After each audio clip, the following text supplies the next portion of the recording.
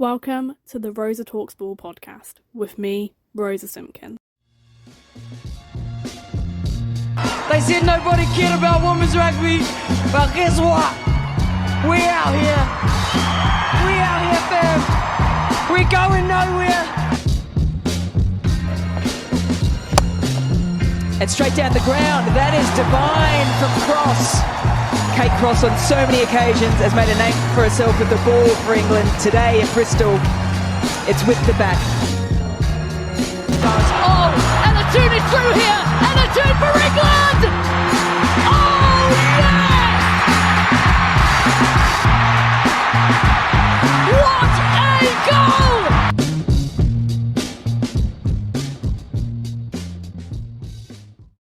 Hello and welcome back to the Rosa Talks Ball Podcast. Before I get started, you can find us on @RosaTalksBall for Twitter and Instagram, and you can contact us on contactrosatalksball@gmail.com if you have any queries. And as always, this info is below in the description. This week I had the pleasure of speaking to Roberta Moretti Avery, who is captain of the Brazilian women's national cricket team. We spoke all things cricket in Brazil, from their current and unique leadership changeover teaching course all the way to their Cricket Like a Girl scheme, with plenty of laughs along the way. This week, it's a long one, and if you were here for a particular topic or aspect of the podcast, there are timestamps included in the description, but please, if you have time, do grab a snack or some work and join me and Roberta for a discussion on all things women's cricket. I hope you enjoy. I am super pleased to be welcoming run-scoring machine Roberta Moretti Avery to the podcast. Thank you so much for coming on, Roberta. How are you? Hello, it's a huge pleasure to be here talking to you. I'm very well, thank you very much. First and foremost, what made you pick up a bat and ball for the first time? Well, that was not something that I chose because I really loved cricket. It happened by chance. I lived in England for 7 years. I knew that cricket existed, but when I moved back to Brazil, my husband, which is English, Richard, got really good friends with Matt Featherstone, which is the current president of Cricket Brazil. Matt was looking for coaches and people that knew what cricket was, and he invited my husband to be one of the coaches for the kids in the project. My husband said yes, he loved it. And my husband said, you know what, I think you would love this. Come and join one of the softball six-a-side matches that we have. And I said, no, I play golf with you, I work with you, I live with you. Cricket's going to be your thing, not mine. Well, that didn't go well. I ended up going to one of the softball games and never looked back. And 10 years later, I'm here talking to you about cricket and loving the game much more than my husband actually does. That's brilliant. So you say you played golf. Did you play any other sports as well as golf, or has it always just been golf and cricket? No, I played handball when I was a teenager. When I was in school, I played handball for the local league, the local city. Actually, it was quite competitive. We played for maybe 6 or 7 years. When I finished school, only golf was left. But I played golf since when I was 10. I played golf since when I was 10. So you said that you got in through your husband into cricket mainly, but you loved the game beforehand. When did your journey properly start with the national team? When were you first called up? How did it come about? When I started playing, the women's national team already existed and was already playing the South American Championships. They had played a few American Cups, but we never won anything. I was super competitive. I still am super competitive. But at that time, my local team from Poços was playing the national team, which is mainly from Brasilia, for the Brazilian national women's tournament. So we played versus them. And the first game that we played, we started batting first. And we scored 19 runs, which 12 were extras from the other team. And I said, I can't believe we're that bad. I thought we were all right. And I started really working hard into making our team win the national tournament. But when I started working hard for the national tournament, I realized that I actually had a chance of becoming part of the women's, the Brazilian national team. So I went into individual competitive mode, and I started like really working hard on my bowling, really working hard on my fielding. Batting was still out of range. I was very bad. And the next year, I was called to be part of the the Brazilian team. And I thought, okay, I'm going to be part of the team. We went to Peru to play the South American Championship, and I was part of the playing 11 every game. So that really motivated me to like, okay, I think I can make something out of this. But it was 1 year after I started playing that I was part of the Brazilian team. And 3 years after that, I became captain. That's quite the journey. You say your batting was quite out of reach. I'm pretty sure you can correct me if I'm wrong on this. You were the first Brazilian player, men or women, to score a century at an international level. Yes, that is true. But I'm going to tell you why. I'm going to defend my answer. The first time I played for Brazil, my average on my local team was 2. I played for the Brazilian team for the first time, and I scored 8 runs in maybe 6 overs, something like that. And then I played a very good game, and I scored 14 runs, and then I scored 102. So I had no pathway towards the 100. I just had like boom. And I'm pretty sure I scored 102 from golf shots only. There were no cricket shots over there. I think I just played golf all the way around, and I was extremely lucky that day. It was the first time I was playing on a grass pitch, so the ball kept quite low. So I think the golf shots came in very handy. But so there was no like built into it. I was not like, oh, this girl is gonna be a nice bat. Oh, this girl is gonna. No, it was like nothing. It is such a different story that I didn't know I scored 100. I didn't know I scored a 50. I didn't even know that when you scored a 50, you're supposed to raise your bat, because we were so new into cricket that when the game finished, my captain came to me and said, "Oh, you played very well. We batted all around the 20 overs. How many runs you scored?" I said, "I don't know." She said, go over there, ask the score to count. So I went over there, and the score started counting this paper. And he was like, okay, 96, 90, 100, 102. And he looked at me, opened his eyes wide open, and he said, okay, let me count again. And he counted again, and he said, 102, you scored a century. And I was like, okay, thanks. And I walked away. When I walked away, everybody started like, oh, Roberta, and giving me loads of mug of beers and celebrating, and everyone coming talking to me. I was like, what is wrong with these people? Like, we won the game, that's all. And they had champagne for me as an MVP player. I got actually a little bit drunk in the end of the day because I had so many beers given to me. And I didn't know it was a big deal until I found out it was a big deal.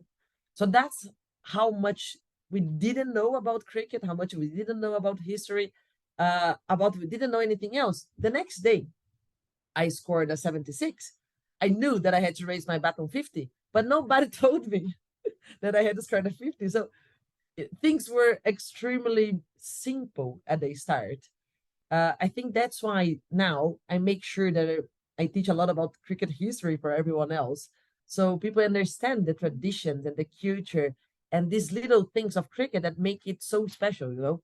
That's why I think I go very deep into the cricket stuff, because I want to make sure that every girl that is picking up the bat now actually understand this little thing that makes cricket a sport we love. That's quite a journey from 14 runs to 102, I have to say.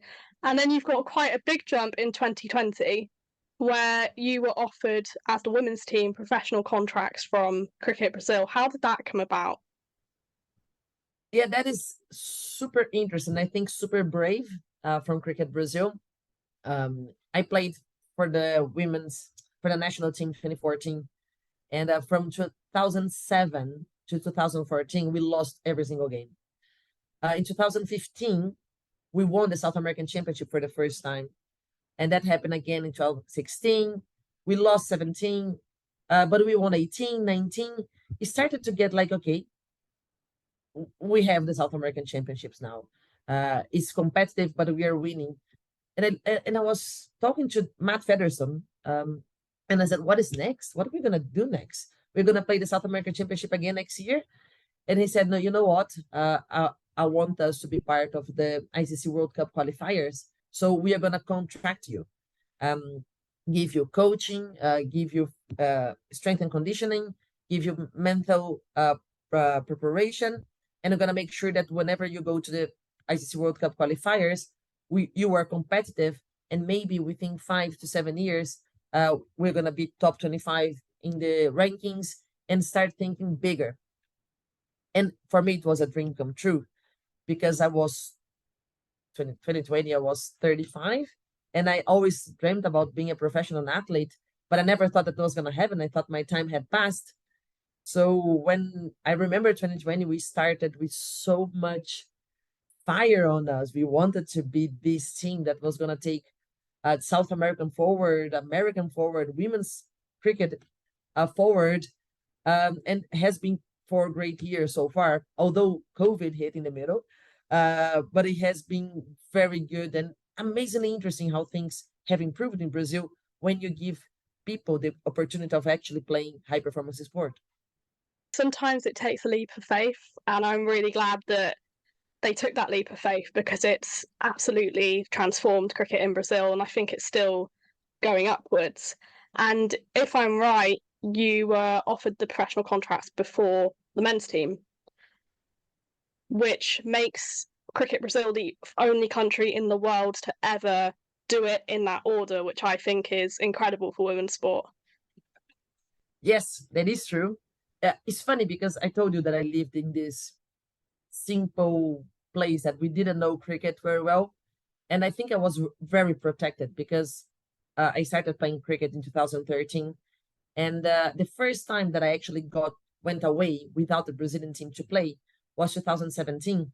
In these 4 years, I didn't know that cricket was predominantly a male sport, because in Brazil has never been like that. We always showed cricket for everyone. In the schools, everyone. Projects, everyone. Opportunities of play, everyone. So girls and boys play together. We always play the leagues together. Everybody had the same opportunities all the time. So when I went in 2017 to play in the USA for the first time, I said, oh my God. Oh, so this is not like this everywhere. We played Philadelphia Cricket Festival, and my captain was actually Claire Taylor, which I love.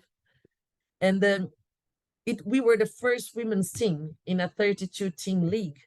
And it was such a big deal to be that women's team play versus the men, and actually almost qualifying for the finals, which was something that I started realizing, okay, cricket is predominantly male sport. We didn't have cricket broadcasted in Brazil at the time. The first time that I actually saw cricket being played was 2017 World Cup final, and a short hole, beautiful wicket leading win. So Brazil making that leap of faith is actually something very natural for us, because we were the stronger team of the country. We were ranked better. We were winning the South American Championships. The men's still aren't. They're starting to get their first steps, but in terms of competitiveness, we are the better team. So it is natural for us, but I know it's not natural for the world. But I'm super proud of being part of this country. Like, we are one of the ones that are actually looking at women and saying, you know what? We are all the same. Our participation levels right now are 45% girls and 55% boys. And in high performance is the other way around, 55% girls and 45% men. So it's pretty cool that. That's in a way really empowering. I mean, you know what I stand for, and that like fits all of my values completely. So it's amazing to hear that that's what the game is like in Brazil, and that people are growing up and being told, no, you can do it just as well as the men can. You know, that's a really powerful tool and thing. But in Brazil, that is not a reality. In Brazil, girls do not play that much than in many sports. We have a little bit of volleyball offered, a little bit of basketball, a little bit of track and field, but it's always sidelining. It's always after the men. So we have the project Cricket Like a Girl to make sure that girls that are starting to play, they know they can be the role models, that we have role models available for them. They can be good. They can play. They can be empowered. And And not only because we want to make high performance athletes, that's okay, that is a consequence, but just because we want girls to understand they can do it. Sport helps their self-esteem, helps their confidence, helps their leadership. So we want to make sure that the girls that are starting now know this is a place for them as well. If other sports, I'm not telling them that, we are. We want to make sure that they become better women just because they are part of a sport that gives them opportunity and make them be recognized as a strong, powerful person. So because Brazil doesn't offer that all the time, when cricket does that, it really, really means something for them. So cricket has been revolutionary in a way. I mean, you mentioned there the Cricket Like a Girl scheme, which I saw you travelling a lot last year promoting. Would you like to speak a little bit more about that? Oh, absolutely. I love that. So actually, this Cricket Like a Girl, it's from Always marketing ad. And it's a beautiful ad because they ask young girls to run like a girl, and they run very powerfully normal. They ask girls to throw like a girl, and they throw very strong. They ask them to fight like a girl, and they fight like a girl. But these are girls like from the age of 8, 9. When they ask teenagers the same questions to run like a girl, they run very girly, weak, making fun of themselves. They fight like, oh, my hair, and things like that. Very weak. So in the ads, they ask, when did like a girl became something bad? So they're saying, okay, you know what? If I was talking to your sister, if I was talking to somebody you love, how would you run? How would you feel if you ran like that, making fun of themselves? I said, like, okay, but my sister's not like that. Girls are like that. So the ad is about how to make like a girl mean something strong and powerful. And that's what we want to do. We want to be like, you know what? You are under 13 boy starting now. I want you to play like Laura Cardozo.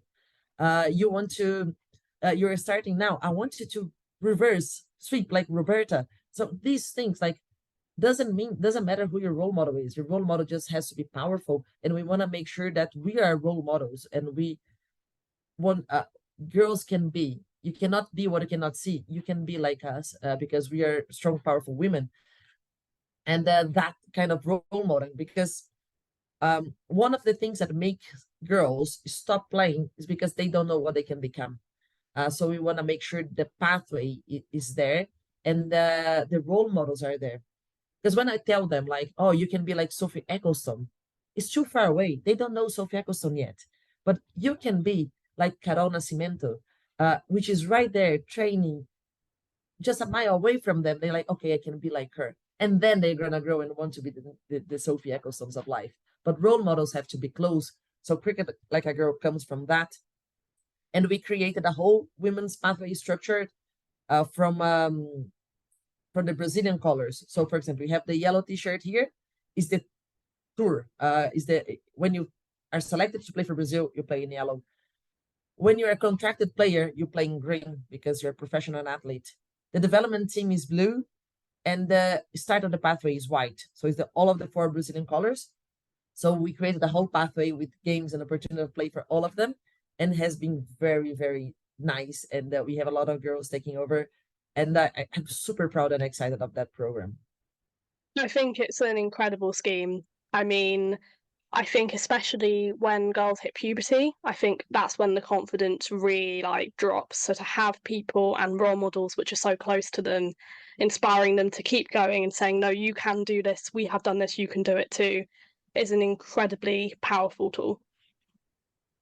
We have a girl from the national team, and she joined us.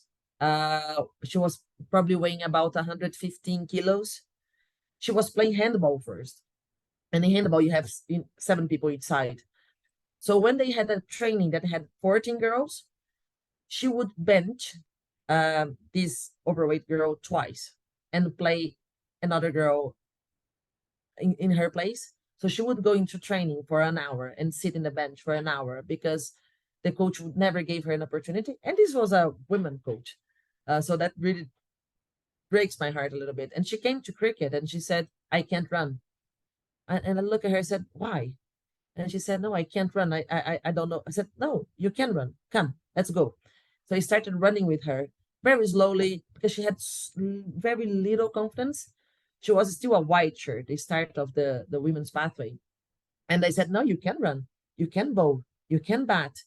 And we started this journey together. And in the 2K time trials, her time was like extremely high. And one day I was injured, so I couldn't run. And she did the first lap quite quick, well, quick for her previous standards. And I said, no, we are going to do the second one together. You're not, you can do it. You're not going to stop. And I ran the second K with her, talking to her like, you can do it one step at a time. You're a strong woman. Come on. Nobody's going to stop you. And she ran her quickest lap ever. And now she's a contracted player for Brazil, beautiful bat, learning how to spin. Her self-esteem is much higher. She still have a lot of trauma from the past because these things that other people do to you still hurt you. But she's becoming this woman that her family is very proud of. We are very proud of. And she was not given an opportunity in another sport before just because of her weight. Come on, sport should be for all. And the difference that made in her life is something that touched my heart so deeply. So that's what we want to do. You can do it. Not everyone's going to be high performance, but everyone can play and everyone should be valued and recognized as a person. And sport can help us through that a lot. Agreed. I think so often self-esteem is something which is seen in a negative light, when you look at sport, and it's something which should be positively impacted by sport. So it's really good to hear that is what happened for this individual. You are in possession of two things I am very jealous of. The first being a year-long cricket season, which absolutely blows my mind. You're living in my version of heaven. And the second being a cricket net in your garden. What made you decide to bring a cricket net to your home? Yes, I'm talking about the cricket season all around, but I'm looking out now in this rain. It has been raining for 4 days. I don't know what is happening. I'm not happy. But the cricket net, well, during COVID, I was living in another house and we had just been contracted and boom, everything shut down. And the competitive self of me said, I'm not going to be stopped. I want to train. I want to be better. And I started playing cricket in my garage. But my garage is so super small. My husband started feeding tennis balls for me. And I started working on everything. Broke so many windows. It's unbelievable. Hit my dogs so many times, bless them. But it was super fun. Every day we would play 120 balls. And I would bowl a little bit, but that at that time I didn't actually know what I was doing because I had just changed from sing to spin. It was a little bit messy, but it worked. For the whole of the pandemic, I was able to keep training and keep practicing. 1 year after, we decided to build where we currently are, which is a little bit further away from the city, so it has more space. And I'm like, you know what? I'm never going to play cricket in my garage again. I'm going to build a cricket net. And we did, and the neighbors think it's quite fun. Sometimes we have a little people, a few people in the fence watching and saying, what are you guys doing? But I do have a cricket net here because of that, because just in case we have a stop or sometime. And also, for example, again, the competitive self of me, today is going to bowl 4 overs over there if the rain allows me, because it's part of my training routine. I love cricket. I really do. And I think it's something that me and my husband also do quite well together. Richard, known as the bowling machine, it is a fun time for us. So yeah, I do have a cricket net here. You're more than invited to come for Brazil on your winter, in our summer. We can play cricket on the backyard net, and I can show you all around. Seriously, that's an official invitation now recorded. I will definitely take that up at some point. I mean, I'm lucky enough that my cricket ground is just down the road, so I'm very close to the cricket nets, but my dad would never, ever even consider letting me bat in the garden. Even bowling We have a little, like, where the garage is. Whenever I bowl, I have to put a board up next to the door because he doesn't want me to damage his paperwork. So I'm very jealous that you have your net in your back garden. This is future editing the podcast Rosa here to clarify for the sake of my sanity that bowling and batting are allowed but never with an actual cricket ball and never towards the house or in the air. Disclaimer, as I know the dad in question will be listening and will want clear clarification for listeners. Let's get back to it. There was one situation in my other house when I was playing COVID. First of all, the neighbors knew.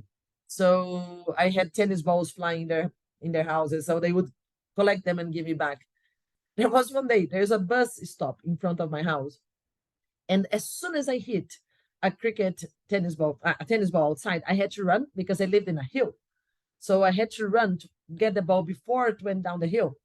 So there was one day, and I was actually training helmet, gloves, and pads because I wanted to make sure it was as realistic as I could to a game. I know it's a tennis ball, it's not going to hurt me. But come on, if I'm playing on drives, I need to have a pad on. So I actually know if I'm not hitting too close to my legs.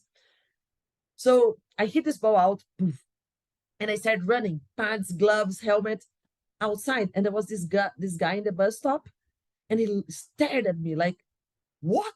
And I ran back, and he kept looking at me saying, what is this woman wearing? What is she doing? Of course, he didn't have any idea what cricket was. I still don't know what he thought at that time. A person running in protection and helmet down the hill out of the blue. But anyway, it was a fun moment. Did you get the ball before it reached the bottom? This one, yes. A few of them, no. Yeah, we lost a lot of tennis balls at that time. And then we've spoken a lot about female empowerment and empowering women through cricket, and you have been involved in FairBreak. Can you tell anyone who doesn't know a little bit about FairBreak, what it involves? Yes. So FairBreak is a tournament happened in 2022, 2023, about getting representation from associate and full member countries to play together a six-a-side tournament. And it's about equality, it's about empowerment, it's about giving opportunities for everyone. So there were 36 countries represented on FairBreaks, and it's unbelievable because you have, for example, I played with Deandra Dotting, Laura Winfield Hill, Heather Knight. I played versus Sophie Ecclestone. I had Kaka from South Africa bowling at me, Laura Wolvaert. So the FairBreak opportunity was very important. First, for the role model aspect, because we are playing with our role models and creating that connection. We are inspiring people back because every country that had a representative sent to FairBreak became a role model for the pathway of that country as well. But opportunity. Henriette from Rwanda played the first FairBreak, and the visibility that she got, and the opportunity she got to get paid professionally, and how that affects her life at home. She comes from a very simple background. For example, she was able to help her family, help her career through that opportunity was something very important for all of us. So is something that I'm never gonna forget. Playing Dubai, big stadium, to play in Hong Kong, get to know a completely different culture, and to create this connection with other players. So Laura Wolvaert, playing the T20s, we can send her a message saying, "Oh, good luck, well batted, what a knock." Things that in the women's sport is possible, and I think FairBreak is such a way of honoring these associate countries that are making people, making girls grow and the national teams grow, and it helps such a big visibility. One of the things I did love most about it is, like you said, there were a lot of players from the core nations within world cricket. I love that they actually came together to do it because it's so important to grow opportunities through cricket. So that was really, really nice to see. Yes, I remember arriving in my first meeting and I saw Laura Wolvaert, Heather Knight, and Deandra Dottie sitting. I remember that I froze.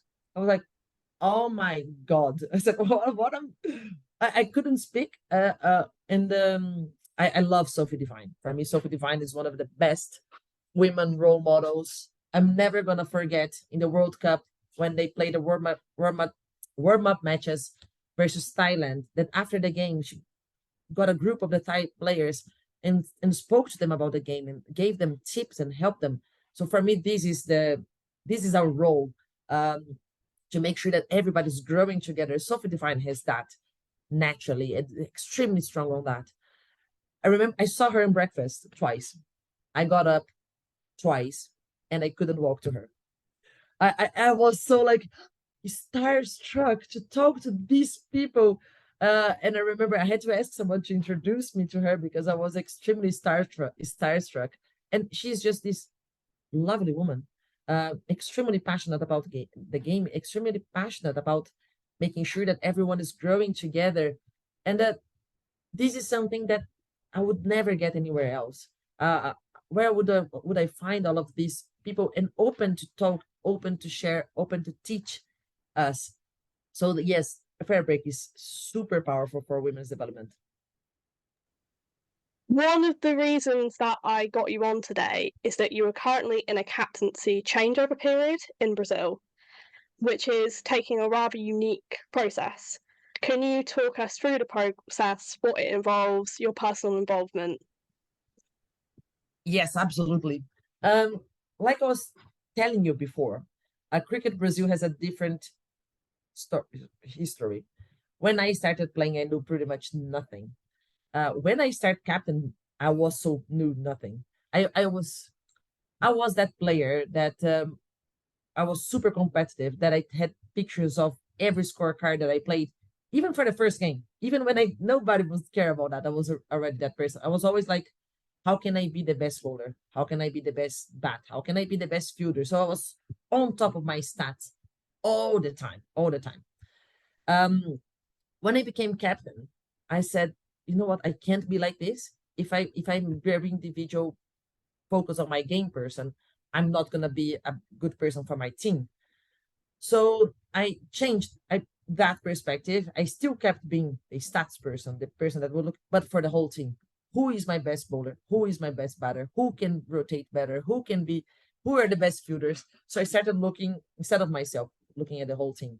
But I didn't know much about cricket. I didn't know how to plan a game, the tactics of the game. We didn't watch cricket because there was no cricket in Brazil to broadcast it.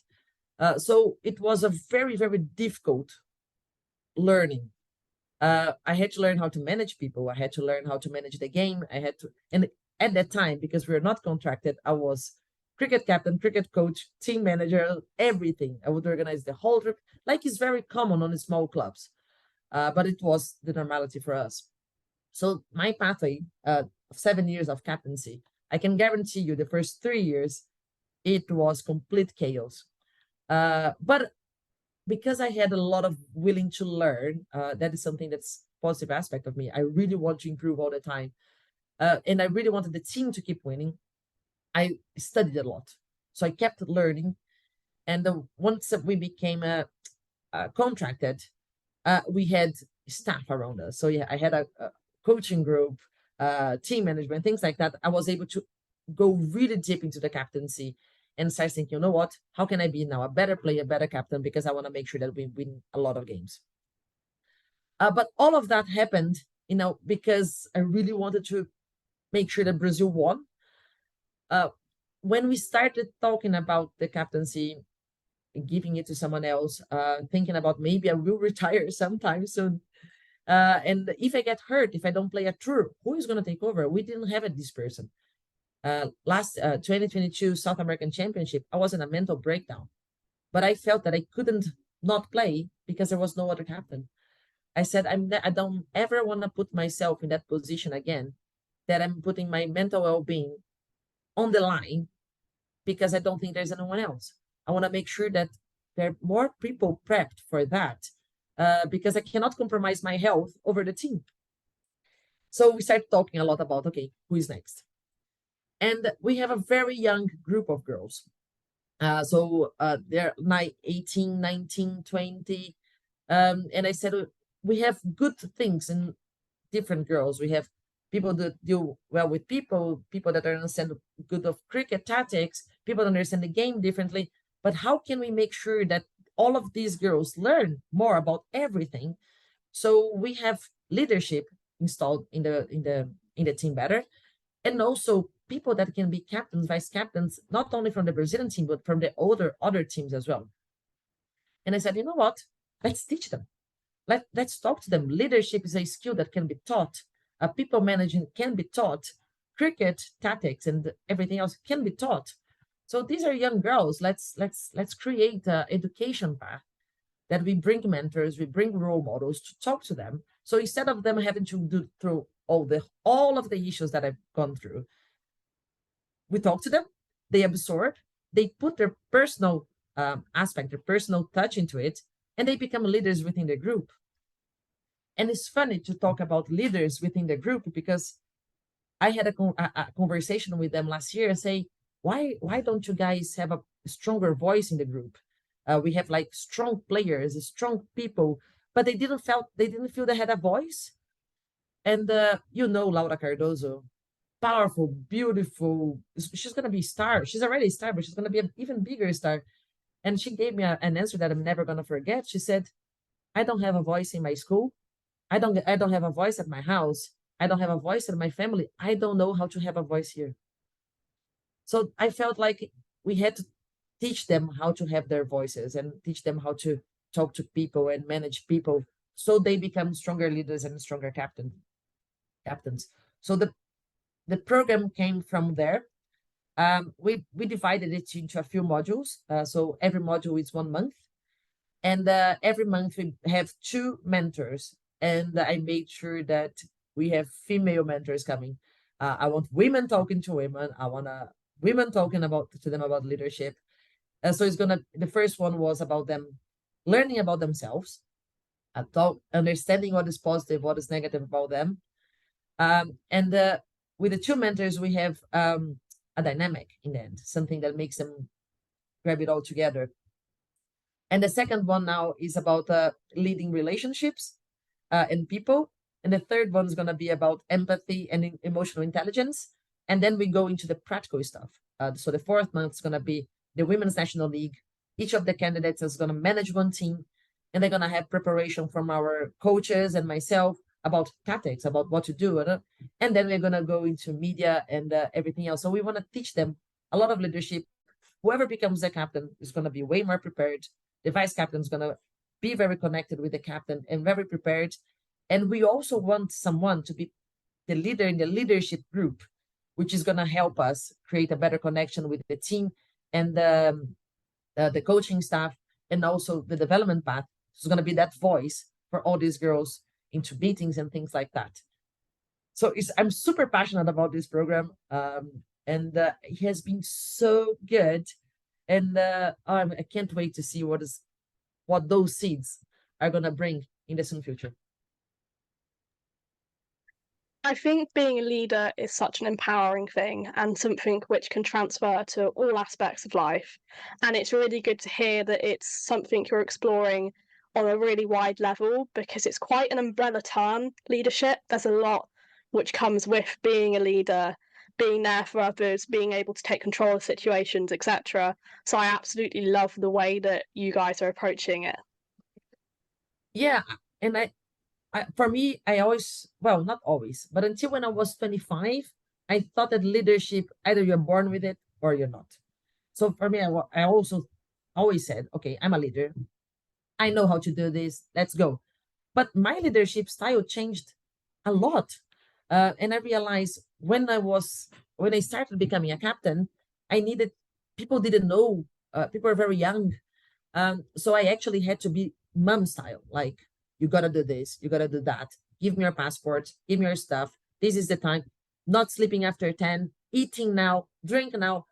That's where I got the nickname Big Mom, because I had to be kind of a authority person over there in the team, because they didn't know cricket. They didn't know how to travel. They didn't know how to play. So for the first 3 years, and I had to be this authoritative person. And that worked for 3 years. We got very good results, very good things out of Cricket Brazil because of that.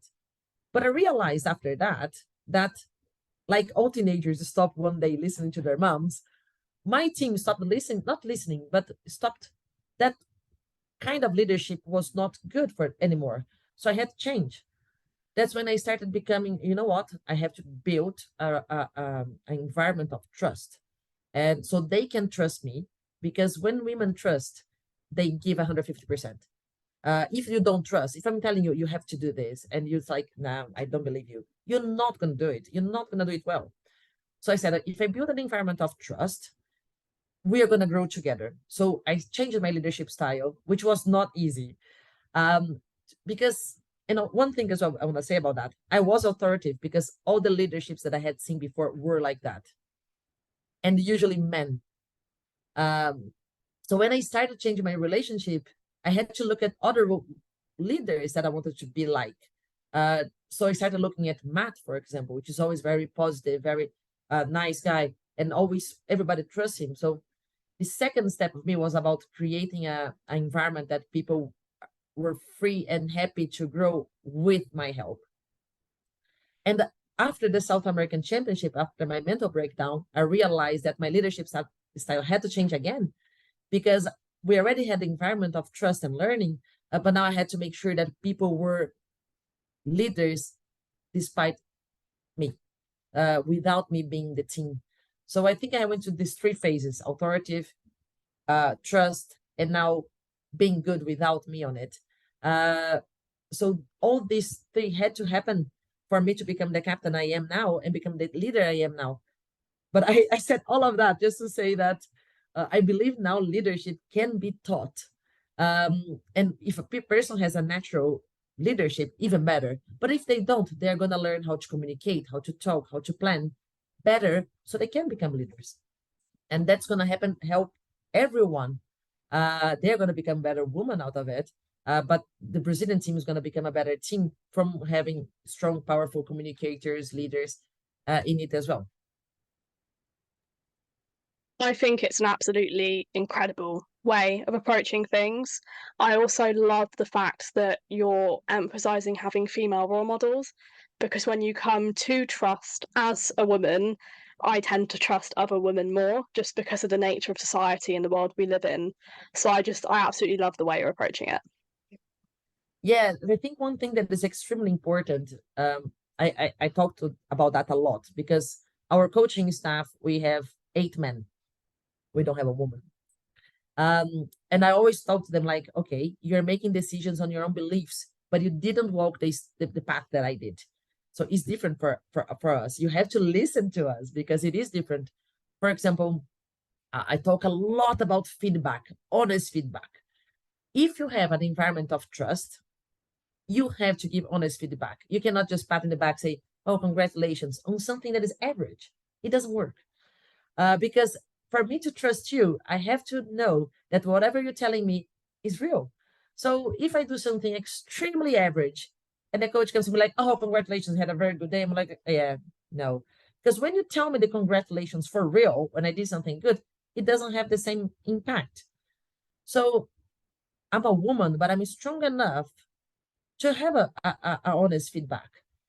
You don't have to make me look like weak, like, okay, because if you're giving me a positive feedback on something that is not good, there's two things. Either I'm not going to believe you when you actually give a real feedback, real good feedback. And second, I start thinking that you don't trust me to be better than that.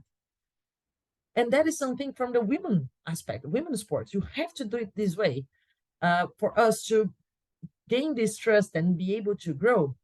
But the men's sport, I think, is a little bit different because men were always taught since they were kids that they can do it. They can be good sports. They can achieve big things. But for us, it's different. So I think it's really important to bring women into our pathway, so because they know the path that we have been to get where we are, and it brings a different perspective. Our psychologist has been with the girls this month, which is one of the mentors, and she's the psychologist for the police force here in our region. So she's an extremely strong, powerful woman, and the way she brings things to the girls is something that is so interesting. And it's funny because what she's bringing to the girls is actually helping me, because she brings so much cool stuff. One of the things that in this group dynamic that we did this month, we made kind of a escape room for the girls so they could manage a group of people that they weren't really close to, and into these different challenges that we wanted to see how they would feel with pressure, how they would feel with people, how would they manage everything else. And one of the candidates said, when my team was doing bad, I felt very guilty and responsible for the team, because I was making decisions that were making us lose. But when we won, when our team was doing well, I didn't my sense of accomplishment was not as high as my sense of responsibility and guilt. I don't know how to deal with that. And the psychologist said something along the lines like, yeah, as a leader, you feel responsible, you feel the guilt when things go badly. But when you win, it's not your merit, it's the whole team's. So it's never gonna, your sense of winning is never gonna be as strong as your sense of guilt. That's what leadership can be like. So being a captain is extremely rewarding, but does not mean that it doesn't have an emotional cost on it. And when she said that, my head did like, oh my God, this is what I have been living for my whole 7 years. Because that is true. When something goes bad, I'm always self-reflecting. What could I do better? What could I have done differently? Even when we win, well, where can I improve? What can I do best?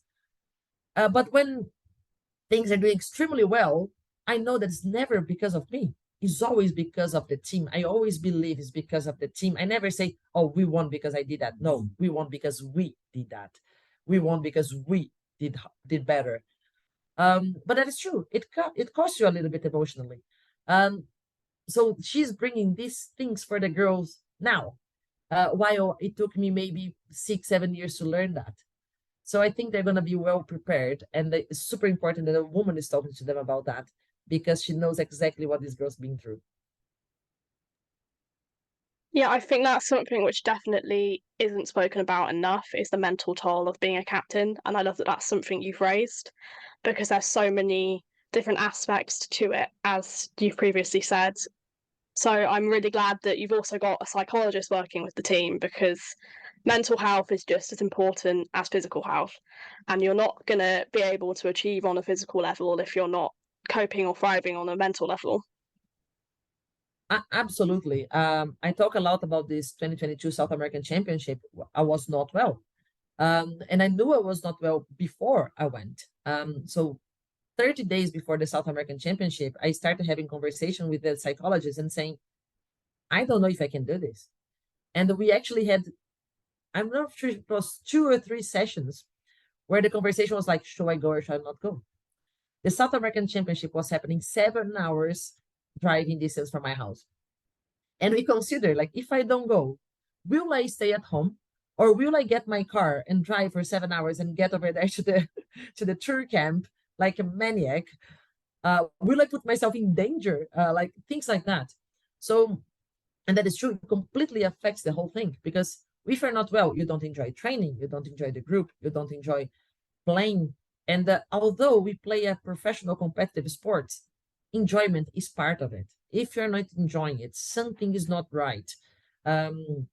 We have to be in a group and environment that it is of competitiveness, of hard work, of motivation, but also of fun. It is a characteristic of Brazil.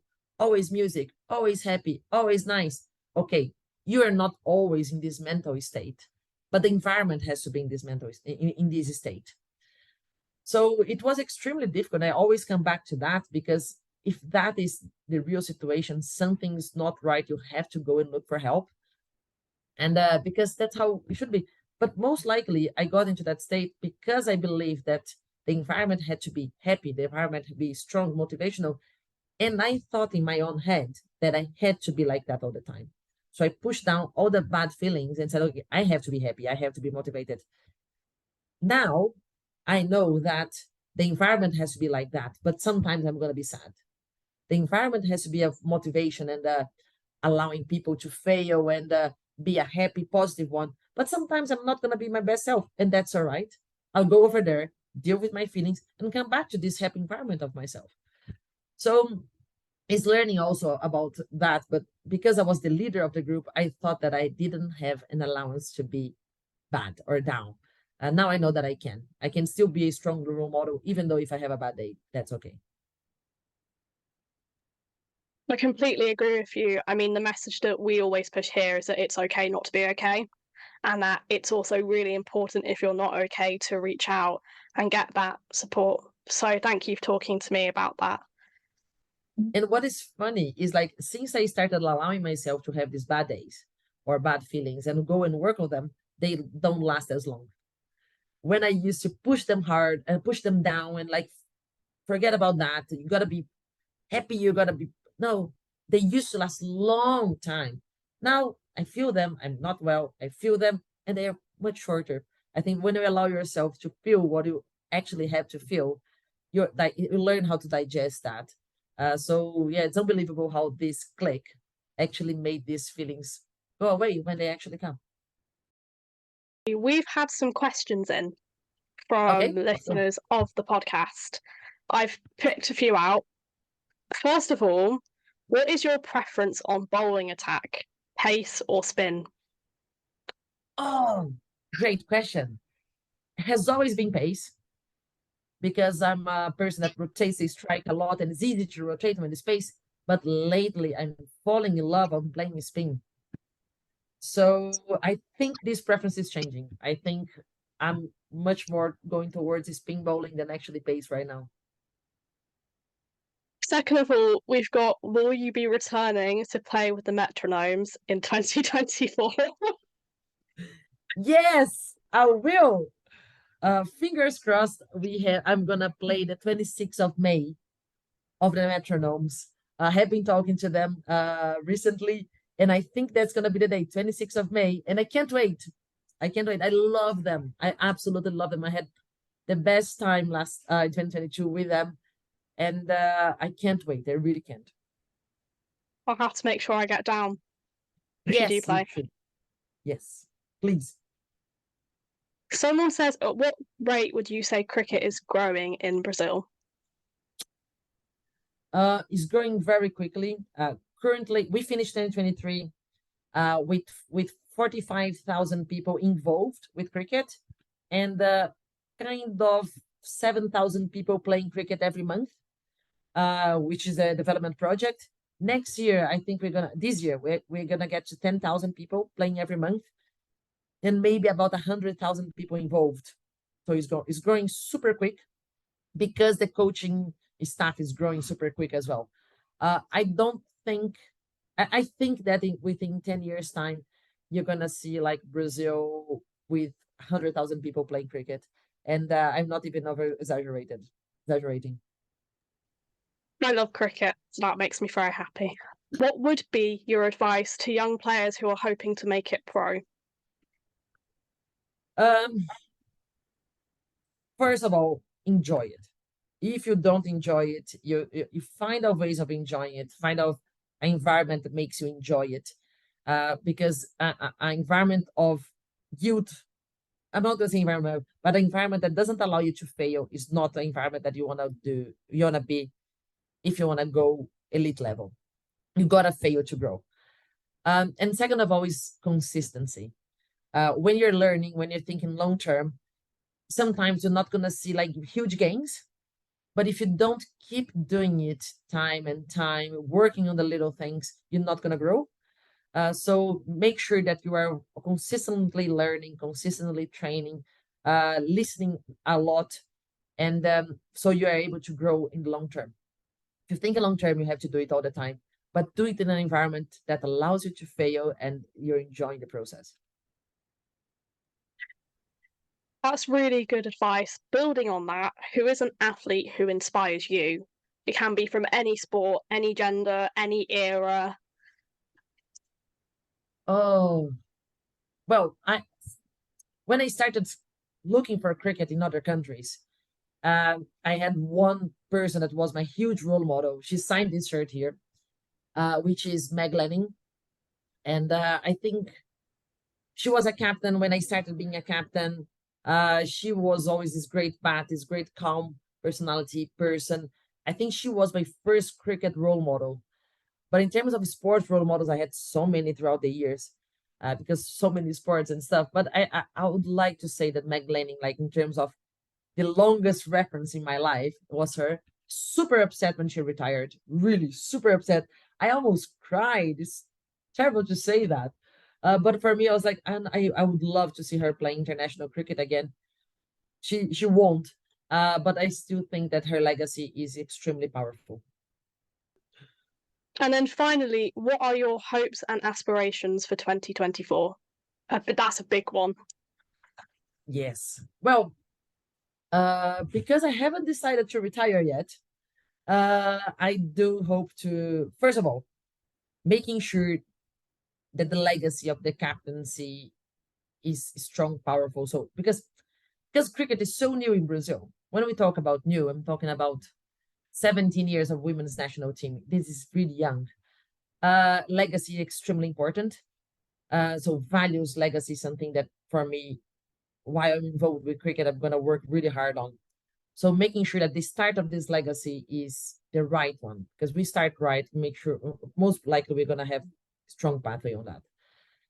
But I also still want to grow as a player. I'm super competitive. I don't think I'm going to stop trying to be better until I actually drop the bat in the end. But I want to still be an extremely better player than I am right now. So I really want to make sure that the girls that are starting cricket now and the girls from my team raise their bars. And I want to make sure that I'm keeping pushing that bar up. One thing that still hasn't made me think about retirement is because I'm still pushing the bar up. So while I'm on that, I don't want to stop. Okay, my body may make me stop, but I won't. I'm going to be inspired by Jimmy Anderson and keep playing until whatever. But I want to make sure that this year I keep pushing the bar up on the technical aspect of the game, but also making sure that the legacy is strong in the captaincy and the leaders are growing and becoming much better there. I was literally about to say, as Jimmy Anderson personifies, age just a number, and beat me to it. I talk about Jimmy Anderson and my dog that is right here starts looking at me like, what? Are you talking about me? I'd like to thank you again so much for coming on today. It's been a pleasure to talk to you. It was great to talk to you. I'm so happy that we actually finally spoke outside the Twitter and X links, but I'm super happy about what you're doing over there as well. We keep following, and I'm so happy to see young women talking and loving cricket. So it was a pleasure to talk to you. Thank you. They said nobody cared about women's rugby, but guess what? We out here. We out here, fam. We're going nowhere. And straight down the ground, that is divine from Cross. Kate Cross on so many occasions has made a name for herself with the ball for England. Today at Bristol, it's with the bat. Oh, and the tune is through here, and the tune for England!